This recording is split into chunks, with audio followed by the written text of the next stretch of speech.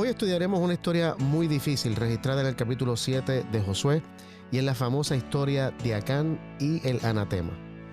¿Y por qué digo que es difícil? Porque esta historia aparenta mostrar que la ira de Dios se aplaca con la muerte del pecador.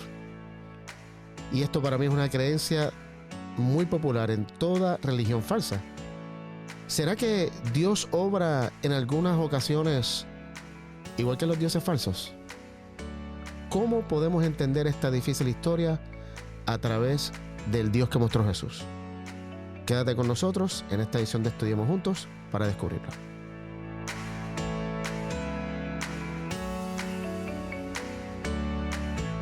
Bienvenidos a otra edición de Estudiemos Juntos. Como todas las semanas estamos aquí en esta mesa junto a ustedes para estudiar la Biblia. Estamos hoy con Denar y con Joel, que me acompañan esta mañana para un tema un poco difícil, que es esta historia de Acán, ¿no? Así que vamos a comenzar inmediatamente con una oración y vamos a entrar rápido al tema que es el capítulo 7 de Josué. Así que, Joel, ¿pudieras comenzar orando? Sí. Querido Señor, danos sabiduría para entender tu palabra y entender quién eres tú, y que esto, Señor, nos lleve a celebrar el amor y no a celebrar la muerte. En el nombre de Jesús. Amén. Amén. Amén. Muy bien, vamos a Josué capítulo 7 y vamos a leer los primeros 4 versículos. Josué 7, 1 al 4. Pero los hijos de Israel cometieron una infidelidad en cuanto al anatema, porque Acán, hijo de Carmi, hijo de Sabdi, hijo de Sera, de la tribu de Judá, tomó algo del anatema, y la ira de Jehová se encendió contra los hijos de Israel. Después, Josué envió unos hombres desde Jericó a Ai, que estaba junto a Betabén hacia el oriente de Betel, y les dijo: subid a reconocer la tierra. Ellos subieron y reconocieron a Ai. Al volver, dijeron a Josué: que no suba todo el pueblo. 2,000 o 3,000 hombres tomarán a Ai. No fatigues a todo el pueblo yendo allí, porque son pocos. Subieron allá del pueblo como 3,000 hombres, los cuales huyeron delante de los de Ai. Letra 5 también, sí. Letra 5, perdóname. Los de Ai les mataron a unos 36 hombres. Los persiguieron desde la puerta hasta Sebarim y los derrotaron en la bajada, por lo cual el corazón del pueblo desfalleció y se volvió como agua. Muy bien, vamos a comenzar analizando primero esto que dice el versículo 1, que Israel desobedeció las instrucciones. Y por lo que pude ver, las instrucciones de cómo atacar a Jericó están en el capítulo 6. Y quiero tal vez hacer esta, que para mí es una, ¿cómo puedo decir? Me llamó la atención que encuentro dos instrucciones. Unas que da Dios, que dice Dios le dio estas órdenes a Josué. Y hay otras órdenes que Josué le da al pueblo que no son, o sea, que añaden cosas que Dios no mencionó. Sí, y quiero analizar esto con ustedes para ver qué ustedes opinan. Vamos a Josué 6 y vamos a leer los versículos 1 al 5. Estas son las instrucciones que Dios le da a Josué sobre cómo derrotar a Jericó.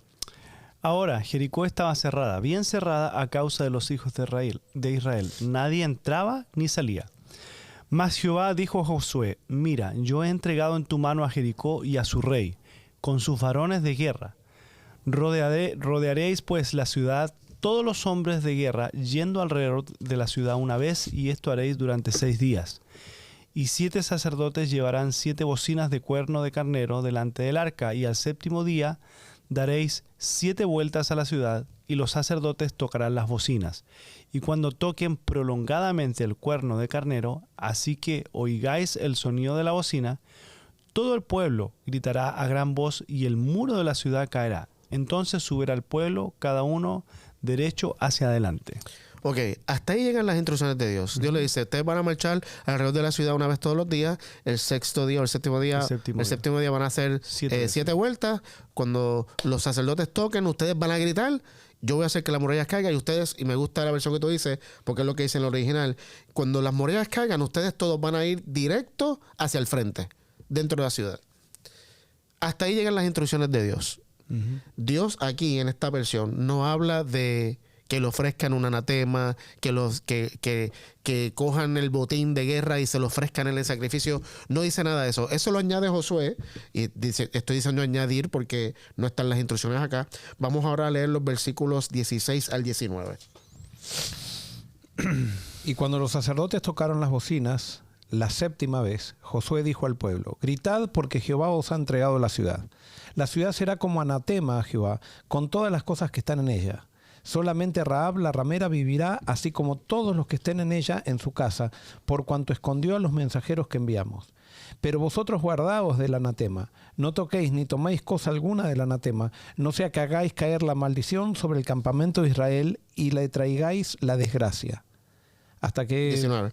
Pero toda la plata y el oro y los utensilios de bronce y de hierro sean consagrados a Jehová y entren en el tesoro de Jehová. Muy bien. Así que aquí Josué está diciéndole al pueblo la instrucción que Jesús dio. Griten ahora porque Dios nos ha entregado la ciudad, pero vamos a coger todos los utensilios de plata, de oro, todo esto, y vamos a ofrecerlo a Jehová. Ese es el anatema. Anatema era algo que podía ser destruido o ofrecido. Entonces, en este caso, ellos iban a coger todas estas cosas y se las iban a ofrecer a Dios, porque iban a ir al templo de Dios. Pero entonces a las personas, mira lo que dice el versículo 21. Y destruyeron a filo de espada todo lo que en la ciudad había, hombres y mujeres, jóvenes y viejos, hasta los bueyes, las ovejas y los asnos. ¿Ahí ya? Sí, Okay. es porque después... Así es que la mía añade un poco más. Sí. Pero está bien. Entonces ellos matan a todos, pero también dice que eso era ofrenda a Dios. Y no solo eso.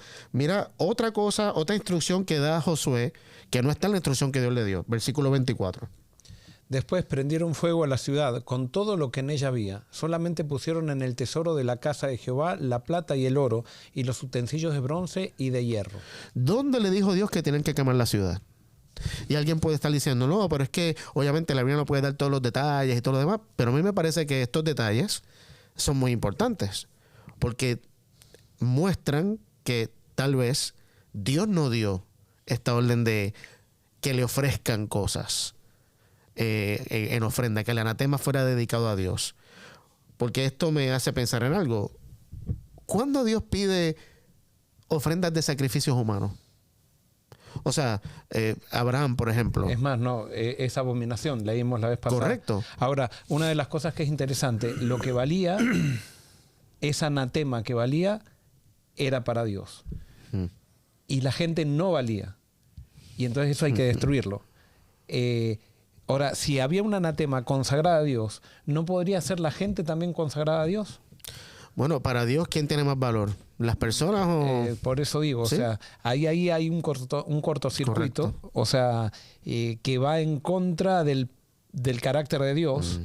Y que vemos mucha humanidad metida. Es más, después en lo que viene, que seguramente vos lo vas a comentar, hay mucha humanidad de Josué en la próxima conquista. Que si nosotros vemos, y eso lo sabemos, un pequeño desliz prepara para un desliz más grande. Y cada vez, o sea, cuando vemos un pecado o algo raro, no comenzó, o sea, no se dio eso en el lugar, en el momento que se hizo. Eso comenzó antes con pequeños deslices que van preparando el desliz grande, ¿no? Y claro, y alguien puede decir, bueno, pero entonces, ¿por qué Dios no le dijo que él no estaba pidiendo eso? ¿Por qué no paró a Josué e Israel a que hicieran esta matanza no solo en Jericó, sino en Ai y en otras ciudades que venían? Tal vez, o sea, no creo que tenga una respuesta blanco y negro para eso, pero sí hemos mencionado aquí antes que Dios trabaja con nosotros donde estamos, de acuerdo al conocimiento que tenemos, a la revelación que tenemos, y nos puede decir, Dios estuvo 40 años en el desierto mostrándole a Israel qué clase de Dios era él. Y aún así, Israel seguía viendo a Dios distorsionado. O sea, es una pregunta que, como digo, no tengo respuesta, pero creo que tal vez Dios ya había dado evidencia y seguía dando evidencia. Aquí ya hemos estudiado muchas veces que Dios le había dicho, yo voy a expulsar a las naciones delante de ustedes, voy a mandar la abeja o la avispa, voy a mandar mi ángel. O sea, en ningún momento Dios había dicho, destruyan estas ciudades. Porque Dios no está, o sea, Dios no destruye. Lo dijo Jesús claramente en Juan 10:10. Así que me parece aquí que, y por eso fue que le traje esto, porque están las instrucciones que Dios da, pero hay estas instrucciones que Josué hace, que evidentemente, y esto yo creo que nadie lo puede negar, esa práctica era común de quién. Eso de ir, de matar, de coger, de todas las- era de todos las los naciones pueblos, paganas. todos los pueblos. Entonces, Dios quería que Israel fuera un pueblo diferente, pero ahora está actuando igual que las naciones paganas. Como dice Joel, ahí hay algo que no cuadra. Y vos fíjate que una de las cosas que guardan es el cobre y el hierro. Porque hierro, si en el santuario prácticamente no se usaba hierro. Y el hierro es para hacer armas. Armas. Era lo Claro. que eran los metales Sí. que se usaban para hacer armas, especialmente el hierro. El cobre todavía dicen que Alejandro Magno o los griegos fueron los primeros en usar el Sí. cobre en las armas, pero el hierro era algo que se usaba para hacer armas y es más, una de las cosas que, digamos, el poder del ejército se lo evaluaba por las reservas de hierro que tenía y nosotros vemos en el libro de los jueces que después no tenían hierro y por eso los filisteos venían Claro. y los conquistaban. Ah, ¿no? cabrón. Interesante. Así que aquí vemos que Israel desobedece las instrucciones. Ahora la pregunta es, ¿las instrucciones de quién? ¿De Josué o las instrucciones de Dios? Y luego entonces viene Acán, que aparece aquí en la historia, que ve cosas que se supone que fueran, que nadie se quedara con ellas, y las esconde. ¿Ok? Y luego Israel aparentemente pierde una batalla con un pueblo muy pequeño por culpa de Acán. Ujú. Y ahí me hago la pregunta, ¿si realmente Israel perdió esa batalla con la ciudad de Ai porque Acán desobedeció la orden de Josué, que la Biblia dice que fue la orden de Dios en un versículo, o se fue por otra razón? O fueron varias razones por las cuales perdieron? Vamos a leer para mí lo que es la respuesta en Josué 7. Vamos a leer los versículos 10 al 13. Y Jehová dijo a Josué, levántate. Perdóname, antes de que lea el contexto. Cuando Israel pierde la batalla con Ai, Josué empieza, pero Señor, ¿por qué? Rasgan los ¿Por qué nos vestidos. traíste acá? Exacto, nos traíste acá, ¿qué van a decir las naciones? A mí me parece tan interesante, porque son argumentos que he escuchado hoy en día de cristianos, que cuando van a tomar una decisión piensan en la reputación de la iglesia, en qué va a decir la gente de esto, en vez de qué es lo correcto y que mostró Dios que hiciéramos. Y también dice, ¿por qué no nos quedamos al otro lado del Jordán? Exacto. Es lo mismo que porque no hubiéramos quedado en Egipto. O sea, Exactamente. vuelve ahí que Josué era el que más tenía fe, o sea, que el que quedó ahí, pero ahora vuelve, o sea, ahora el mismo pensamiento Correcto. que había tenido el pueblo, que le dijo a Moisés, ¿por qué no hiciste Sí. pasar por todo esto acá? ¿Quieres que muramos acá? Mejor no hubiéramos quedado de esclavos, éramos más felices siendo esclavos. Entonces ahora... Interesante. Josué no es el hombre de fe que dijo vayamos y subamos Claro. porque Dios está con nosotros. Sí. Es más, el reclamo que dice nos rodearán y borrarán nuestro nombre de encima de la tierra. O sea, ahora le empiezan a temblar las piernas Claro. y dice ya Dios no está con nosotros. O sea, no, ellos vendrán con la violencia que ellos los acostumbran los pueblos paganos y nos van a borrar de la tierra. Así mismo. Entonces ahora sí, perdóname, lee. ¿Cuál era el 10? El 12, no. 10 al 13, sí. 10 al 13. Y Jehová dijo a Josué, levántate, ¿por qué te postras así sobre tu rostro? Israel ha pecado y aún han quebrantado mi pacto que yo les mandé, y también han tomado del anatema, y hasta han hurtado, han mentido, y aún lo han guardado entre sus enseres. Por esto los hijos de Israel no podrán hacer frente a sus enemigos, sino que delante de sus enemigos volverán la espalda, por cuanto han venido a hacer anatema. Ni estaré más con vosotros, si no destruyereis el anatema de en medio de vosotros. Levántate, santifica al pueblo y di, santificaos para mañana, porque Jehová, el Dios de Israel, dice así, anatema hay en medio de ti, Israel, no podrás hacer frente a tus enemigos hasta que vayáis quitado el anatema de en medio de vosotros. Ok, a mí me llama mucho la atención esto porque, de nuevo, aparentemente Dios dice, no, hasta que no quites el pecado de ti, no voy a estar contigo, no te voy a dar victoria, nada. Es como que si no sacas el anatema, yo te voy a abandonar completamente. Y eso a mí me hace un poco de ruido. Eso es una expresión que significa, o sea, me trae algo sospechoso, algo raro. Porque a medida que progresamos, incluso en el Antiguo Testamento, vemos un Dios que nos dice que yo estoy contigo a pesar de tu pecado. Que no te voy a abandonar. Que tú, o sea, creo que es en Ezequiel, donde Ezequiel describe al pueblo de Israel como un bebé que alguien encontró y lo cuida y lo lava. Y aún en el libro de Oseas, que la esposa se va representando a Israel y Oseas va allá y la busca, la rescata, la trae. O sea, no cuadra con la imagen de Dios que Dios nos da más adelante. Pero una cosa que descubrí también es el versículo 11. Hoy nuestra traducción está un poco mal. En mi versión, voy a leer mi versión, que es un poquito rara. Dice: Israel ha pecado y ha roto mi pacto. Robaron de lo que les ordené que apartaran para mí, y no solo robaron, sino que además mintieron y escondieron los objetos robados entre sus pertenencias. En el original hace una distinción, a mi criterio, entre dos cosas, y le voy a leer cómo diría el texto en el hebreo original. En el hebreo original diría así. Y hay una frase clave que en el hebreo es vagam, que significa además o también. Puede significar además o también. Y diría: Israel ha pecado y también ha transgredido mi pacto que les mandé. Y también, o además, ha tomado de lo consagrado.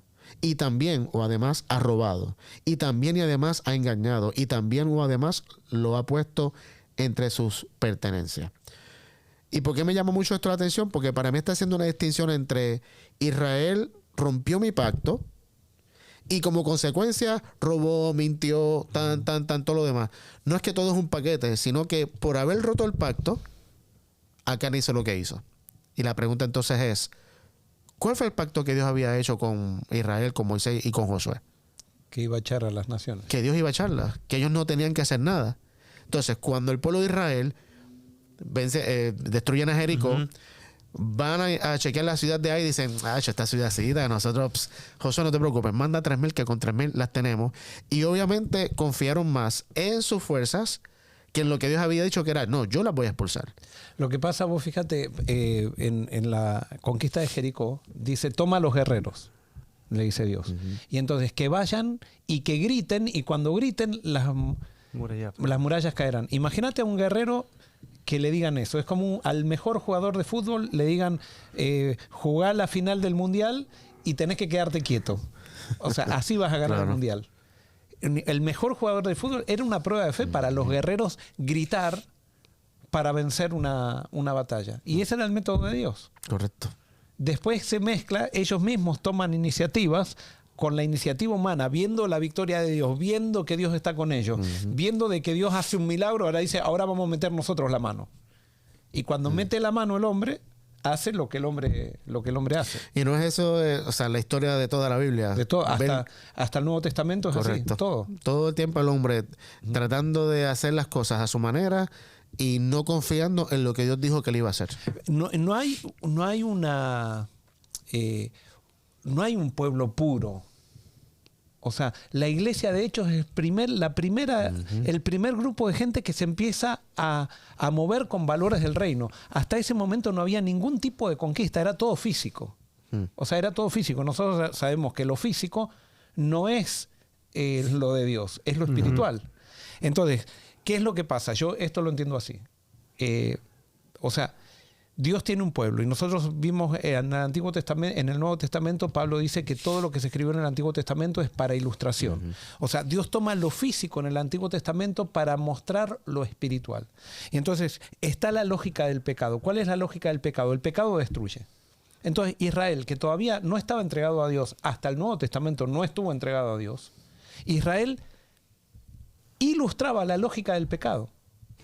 Ilustraba la destrucción, que el pecado va a destruir y va a destruir al final. Incluso eso es todo lo que era, hay una destrucción del pecado al final, hay algo que hace el pecado al final y en todo trámite. Entonces, mientras Israel no fuera puro, ilustraban una realidad, pero no la realidad de Dios, sino la realidad del pecado.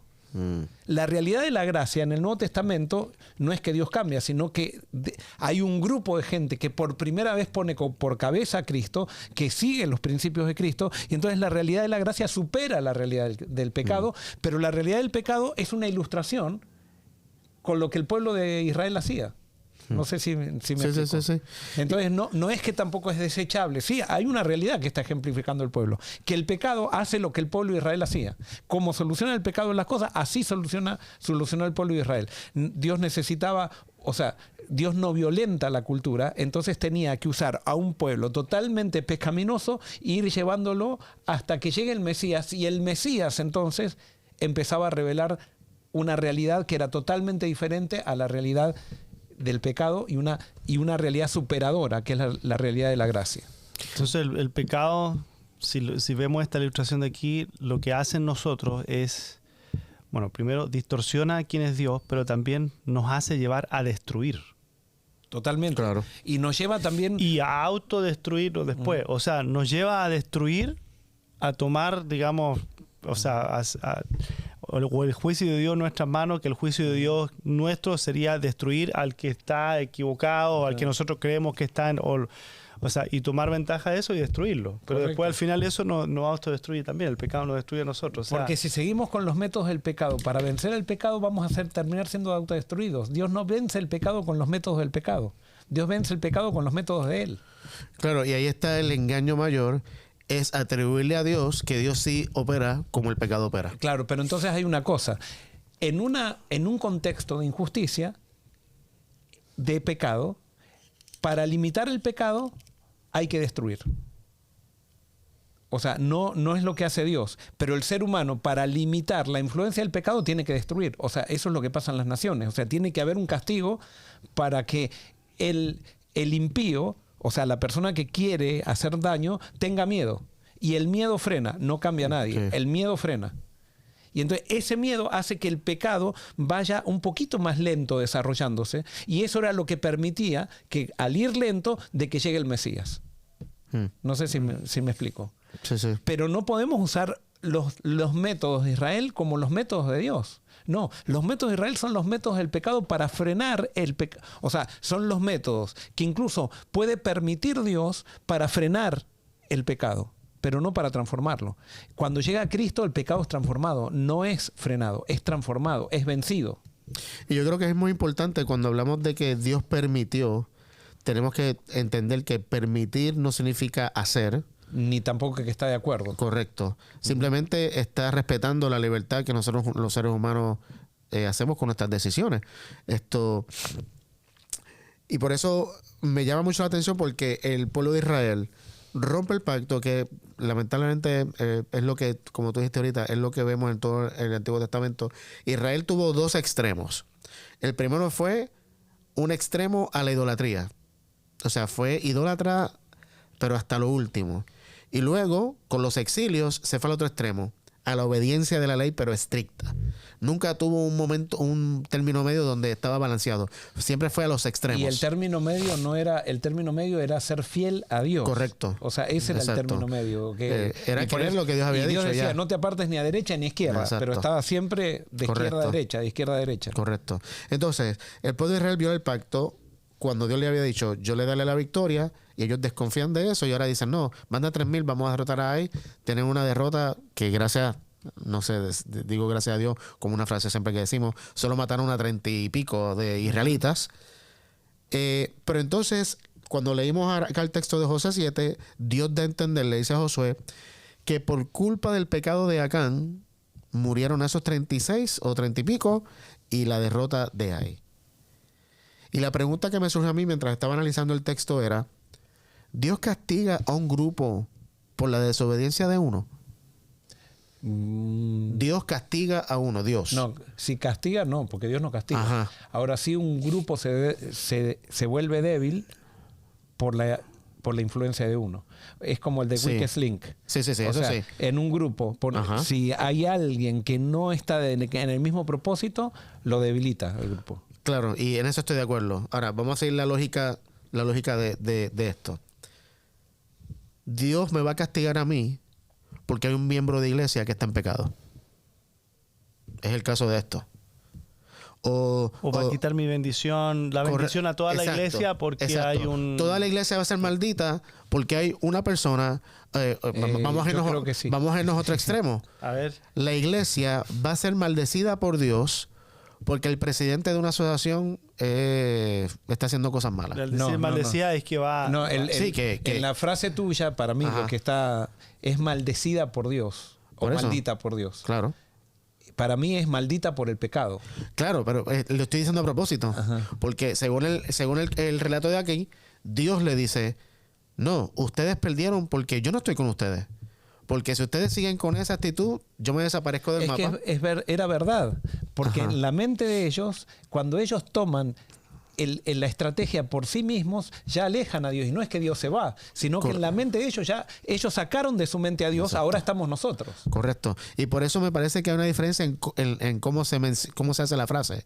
Porque yo estoy de acuerdo con eso, pero no es que Dios me maldice, no es que Dios me destruye o manda a los de Ai para que maten al pueblo, porque había una persona, uno, que hizo que todo el pueblo fuera, ¿cómo es la palabra? Maldito. Entonces, vamos a leer Ezequiel 18. Ezequiel capítulo 18. Estos van a ser unos textos un poquito largos, pero ya con esto vamos a ir terminando. Ezequiel 18, 19 al 32. Porque a mí me parece, y el punto es, ¿Dios castiga a un grupo por la desobediencia de uno? Para mí, no. Dios no castiga, pero sí sufrimos consecuencias por las acciones de uno. Pero mira cómo lo dice acá en Ezequiel. Dice, y si dijereis, ¿por qué el Hijo no llevará el pecado de su Padre? Porque el Hijo, según el derecho y la justicia, guardó todos mis estatutos y los cumplió. De cierto vivirá. El alma que pecare, esa morirá. El Hijo no llevará el pecado del Padre, ni el Padre llevará el pecado del Hijo. La justicia del justo será sobre él, y la impiedad del impío será sobre él. Mas el impío, si se apartara de todos sus pecados que hizo, y guardare todos mis estatutos, e hiciere según el derecho y la justicia, de cierto vivirá, no morirá. Todas las transgresiones que cometió no le serán recordadas, en su justicia que hizo vivirá. ¿Quiero yo la muerte del impío? Dice Jehová el Señor. ¿No vivirá si se apartare de sus caminos? Mas el justo, si el justo se apartare de su justicia y cometiere maldad e hiciere conforme a todas las abominaciones que el impío hizo, ¿vivirá él? Ninguna de las justicias que hizo le serán tenidas en cuenta, por su rebelión con que prevaricó y por el pecado que cometió, por ello morirá. Y si dijereis, no es recto el camino del Señor, oíd ahora, casa de Israel, ¿no es recto mi camino? ¿No son vuestros caminos torcidos? Apartándose el justo de su justicia y haciendo iniquidad, él morirá por ello. Por la iniquidad que hizo, morirá. Y apartándose el impío de su impiedad que hizo y haciendo según el derecho y la justicia, hará vivir su alma. Porque miró y se apartó de todas sus transgresiones que había cometido, de cierto vivirá, no morirá. Si aún dijere la casa de Israel, no es recto el camino del Señor, ¿no son rectos mis caminos, casa de Israel? Ciertamente vuestros caminos no son rectos. Por tanto, yo os juzgaré a cada uno según sus caminos, oh casa de Israel, dice Jehová el Señor. Convertíos y apartados de todas vuestras transgresiones, y no os será la iniquidad causa de ruina. Echad de vosotros todas vuestras transgresiones con que habéis pecado, y haceos un corazón nuevo y un espíritu nuevo. ¿Por qué moriréis, casa de Israel? Porque no quiero la muerte del que muere, dice Jehová el Señor. Convertíos, pues, y viviréis. Para mí este texto es fascinante, porque lo que Dios está describiendo aquí, para mí, es la ley de causa y efecto. Claro. O sea, obviamente alguien puede decir, no, es que Dios está diciendo, no, yo te voy a destruir, yo voy a hacer esto, no. Es la ley de causa y efecto. Si me fascina como Dios lo dice. Si el impío deja su conducta impía, no va a vivir. Es lógico. O sea, el alcohólico que deja de tomar alcohol Claro, pero va a vivir nosotros, más ¿sabes? tiempo. Cuando vemos esta sentencia pensamos en vida eterna. Y Dios simplemente está... Dios cuando habla... Claro. Habla de presente siempre. Nosotros es con la mentalidad griega y la mentalidad del medioevo que hemos llevado toda la recompensa de la vida eterna y la recompensa de Dios comienza ahora. Correcto. Sí. Y Dios lo que quiere es que seamos felices aquí también. Claro, o sea, exacto. comienza aquí. El reino comienza aquí. Entonces, Dios lo que está diciendo es, si un impío deja su conducta impía, la consecuencia va a ser algo positivo. Lo mismo inverso. Si el justo deja de hacer lo justo y comienza a hacer cosas malas, va a cosechar las consecuencias de las cosas Y vos malas. fíjate que dice, y apartados de todas vuestras transgresiones, y no será la iniquidad causa de ruina. Exactamente. O sea, la que causa la ruina es la iniquidad. No Sí. es Dios el que causa la ruina. Ahora, En el Antiguo Testamento, bueno, eso seguramente que vos lo estás diciendo eso, en el Antiguo Testamento se le atribuye a Dios lo que hace el pecado. A mí me gusta mi versión como dice, porque mi versión dice, no permitas que tus pecados te destruyan. Claro. Que justamente va de acuerdo a lo que dice Romanos, que la paga del pecado es la muerte. O sea, el pecado paga con muerte. Entonces, aquí está hablando caso de efecto. Entonces, lo que pasó con Israel, y esto lo deduzco y llego a esta conclusión basado en Ezequiel, la derrota de Israel de Ai realmente no tuvo nada que ver con Dios.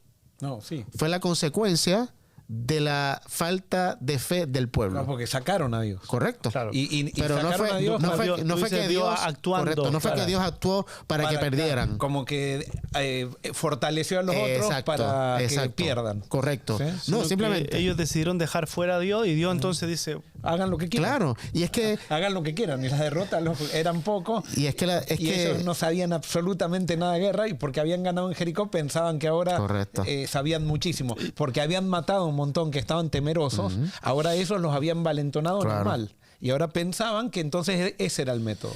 y ahora viste que Josué dice, cuando dice ahí, que borrarán Sí. mis nombres, o sea, nuestros nombres Sí. de la faz de la tierra. O sea, no es tu nombre, se van a reír de ti, de tu nombre, sino que está puesto, o sea, Sí, la sí. atención está puesto en ellos. Sí. O sea, y de ahí entonces fue que la decisión que tomaron ellos de hacer todo eso estaba puesto en ellos, Correcto. en lo que ellos podían hacer, y ahora que no resultó mal, entonces ahora están preocupados de ellos. No, y peor aún. Le echan la culpa a Dios. Josué le está diciendo, Señor, ¿por qué permitiste esto y todo lo demás? Y es como dice aquí Dios en Ezequiel. Es como que tú haces las cosas malas y dices que yo hago mal, que yo soy injusto. Pero si el que está haciendo las cosas malas eres tú. O sea, cada vez que nosotros tomamos una decisión equivocada y cosechamos las consecuencias, inmediatamente ¿a quién acusamos? Dios. A Dios. Sí. Dios es el culpable. Dios no me quiere. Dios no es amor. Dios no es bueno. Pero es que es la consecuencia de mi decisión. Y por eso lo que quiero, y con esto ya cerrando, la razón por la cual Israel perdió la batalla de Ai sí tiene que ver con lo que Acán hizo, pero es mayor que Acán.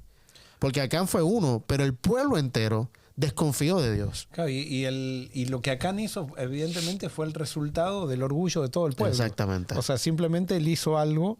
Correcto. Bueno, y me imagino que después en el próximo Sí. episodio vas a analizar Sí, vamos lo que a seguir. pasó con Acán.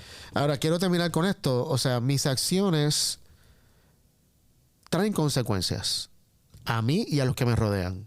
Ya sean buenas o malas, es lo que Dios está diciendo a Ezequiel. Pero todavía batallo un poco con cómo tal vez se dice. Por ejemplo, si yo estoy viviendo en pecado, la iglesia de Forest City va a ser maldecida. Sí. Va a ser anatema. Sí, sí. ¿Tú crees que sí? Lo he vivido. Ok.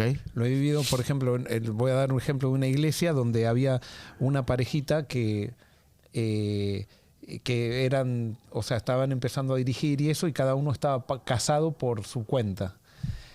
Y cuando estaban empezando a hacer programas y todo lo demás, yo me di cuenta que podía, pero dije no voy a pensar mal. Podría haberme metido para evitar lo que sospeché que podía pasar. Y no me metí quizás por prudencia e inmadurez. En ese momento era bastante joven y bueno, al final terminaron enredados estos directores y fue una maldición para la iglesia. No porque Dios la mandó, sino que se enredaron y dividió toda la iglesia. La iglesia estaba andando muy bien y todo eso, y eso trajo unos problemas pero tremendos. No participamos ninguno en el adulterio de ellos, pero ellos afectaron, con su decisión afectaron a toda la iglesia. Y afectaron a todos los que no participamos claro. en el adulterio. Y ese, ¿cómo se dice? Ese ejemplo. No, que afectaron. Estoy tratando de buscar la palabra para afectar. Pero el que afectaron a toda la iglesia, esa consecuencia, está bien. Afectó tal vez la dinámica de la iglesia y las relaciones. Pero el punto de aquí es que 36 individuos murieron por culpa de Acán. Porque Acán escondió algo y nadie sabía. O sea, a ese punto, ¿entiendes? Ahí, sí. Para mí es lo que vos dijiste, es claro. Rompieron el pacto. Exacto. Y al romper el pacto dejaron las consecuencias naturales. ¿Qué iban a pasar? ¿Qué iban a pasar? Exactamente. Y a eso quería Y llegar. Dios les dio la libertad de, bueno, Ustedes entonces Háganlo a su manera. háganlo a su manera y yo no puedo intervenir. No sé si ellos no se habían dado cuenta que sin Dios era totalmente imposible que ellos conquistaran ni una ciudad como hay. Ahora, más adelante vemos que al final terminó siendo esa la estrategia. Claro, La estrategia Sí. humana, y que Dios les daba victorias. claro. Y habría que ver también eso, ¿no? Como Dios... esto es un estudio que quizás Sí, habría sí, que no. escribir un libro Claro. para analizar todo. Sí. Lo que sí nosotros estamos tratando de analizar todo a través del carácter de Dios y de Jesús. Y vemos simplemente, estamos señalando esos cortocircuitos que se forman y que nos pueden llevar incluso a pensar de que esto es algo aprobado por Dios. Exactamente, Que hay gente que lo Sí, piensa, claro. y por eso agarra una espada no literal, pero una espada con la lengua en la iglesia. Y hay personas que sí cogen una espada literal. O sea, cogen un revólver, cogen una Exacto, rifle sí, hay- y están Y dispuestos va- a matar a otros. Guerra santa. Correcto. Bueno, lamentablemente, perdóname Alex, me pasé por 5 minutos. Pero bueno, estamos analizando Hay el gracia, texto. hay gracia. Hay gracias. Hay gracia, hay misericordia. Así que recuerda, y voy a decir tal vez una frase que está un poco muy a la derecha tal vez, pero las cosas que pasan en tu vida malas, ninguna de ellas viene de Dios. Son las consecuencias de las decisiones nuestras o de otras personas que nos afectan a nosotros. Pero Dios no está en el negocio de castigarte porque tú pecas. El pecado hace eso mismo solo, porque la paga del pecado es muerte, no la paga de Dios. Pero lo que queremos ver en esta historia es cómo Dios, aunque la paga del pecado es muerte, Dios paga con gracia, con misericordia, con paciencia. Y es lo que queremos analizar en todas estas historias. ¿Cómo podemos entenderlas a la luz del Dios que mostró Jesús, que es un Dios de gracia y un Dios de amor? Y Dios no cambia. Dios te bendiga.